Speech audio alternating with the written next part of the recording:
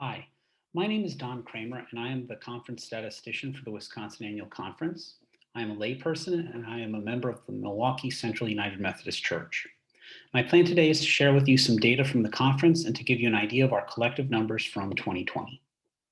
If you would like to contact me about anything that you're seeing today or hearing today, you can contact me at statistics.wisconsinumc@gmail.com. Please note that I'm not an employee of the conference, so I will likely respond to you in the evening or on a weekend. But I really enjoy talking about the numbers, so please feel free to send me your questions. I would also like to answer a question I'm often asked. How did you get this job? Years ago, I saw on the nominations list that the statistician's position was vacant. So I approached the treasurer at the time and I asked if I could do it. We had a couple of conversations about the job, and before I knew it, I had access to the conference's database. I say this because you may have noticed something that the conference needs or may have a particular skill that the conference can use. If that's the case, I encourage you to step forward. Our conference leadership won't know about your interest unless you say something. I've been doing this job for about 10 years now, and it has been a blessing to me, and I wish more laity were involved at the conference level. All right, so some basic information about the data collection process. Each year, each church submits its data from the previous year's membership, activities, expenses, and income. This is due by the end of January, according to the Book of Discipline. This year, we extended the deadline by a month because everything in 2020 seemed to take a little bit longer than usual. Once I have the conference's data collected, I do some error checking, and then I submit the conference data to GCFA, which is the General Council of Finance and Administration, and I do that by the end of April. I make this sound like it happens quickly, but it actually takes a lot of time. It's a great deal of communication between local churches, our district leaders, our conference leaders, and our contacts at GCFA. We have about 450 churches in the Wisconsin Conference. This year, about 25% of them missed the annual deadline. So we spend a good deal of time and energy just contacting local churches and asking them to follow through on this annual task. There are also several churches whom I don't have contact information. If you're a leader from one of these churches on the screen, will you please contact me? I'm also pointing this out because this represents about 5% of our churches in our conference. So when you see the totals in this presentation, remember that those numbers are based only on the churches from which we receive data. This first piece of information I'm usually asked about is total membership. And you can see here that our membership decreased by about 2,000 members from 2019 to 2020. We currently stand at about 52,000 members from the reporting churches, and this follows a trend of years of decreasing membership. This next slide shows the racial breakdown of the conference. The inner circle is the racial breakdown of the state of Wisconsin based on the 2010 census. And the outer circle is the racial breakdown of the Wisconsin Annual Conference. Something to note here that's not on this slide is that our Hispanic group is the only one that actually increased from 2019 to 2020. I don't know if that's because Hispanic membership has actually increased or because more of our new Hispanic churches are reporting their numbers in 2020. The rest of the slides in this presentation are going to have some wildly swinging numbers based on how extraordinary 2020 was. I don't think we should dwell on them too much. If we can learn from them, that's great. But really, these numbers are telling a story about 2020 that we already know.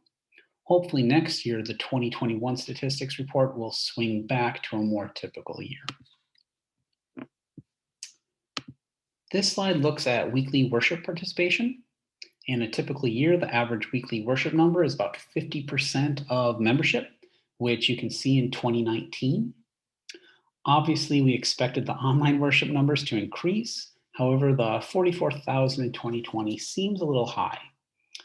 We didn't get clear instructions from GCFA of how to calculate the online worship number, so our local churches made their best estimates. It will be interesting to see in the next couple of years how many congregations continue to offer online options and whether we will ever drop to that 2019 count again.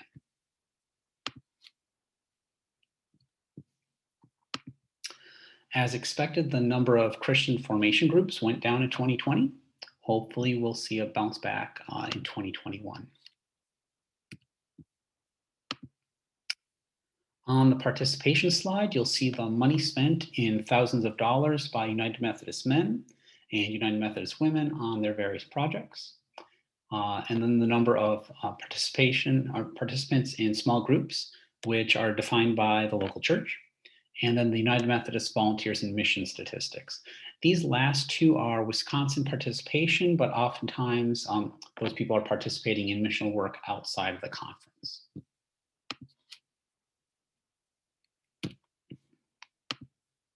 This next slide represents local churches' assets. This does not include assets of the conference. Note that again this year, our land and buildings values have increased. It seems that we continue to hold on to buildings, even though the number of members in those buildings continues to decrease. I assume that the increase in liquid assets is a reflection on the increased value of the stock market. And then I'd also like you to note that last line, other debt. This number increased in 2020, but I expect that to come back down in 2021. At the end of 2020, many churches still had their PPP loans that had not been forgiven. By the time churches report these numbers next year, I expect those loans to have been forgiven, and this number then will decrease.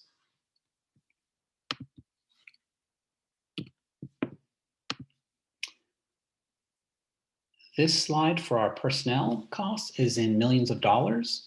And I'm again going to remind you that this is our local church's personnel. None of the conference staff is reflected in these numbers. These numbers include salaries and housing benefits. I'm not sure if the decrease on the associate pastor line is due to a general decrease in pay or because the conference has a fewer associate pastors across the whole conference. It also seems logical that there would be fewer reimbursable expenses in 2020 with less traveling among our clergy. And finally, this last slide represents the budgeted income for the local churches. We ask churches to report their giving from 3 distinct groups. Those are pledges, they don't have to be members, then known givers, but they haven't pledged, and unidentified givers. The known givers decrease at a rate similar to the membership decrease, so that's logical. And it makes sense that with fewer in-person experiences, there would be less cash, which is how unidentified donations are usually made. The other category includes interest and dividends from investments and rental income, which is why that one remains consistent from 2019. Finally, the last line is grants from non-United Methodist entities. This is where churches entered their PPP loans if they had been forgiven by the time the church submitted its information.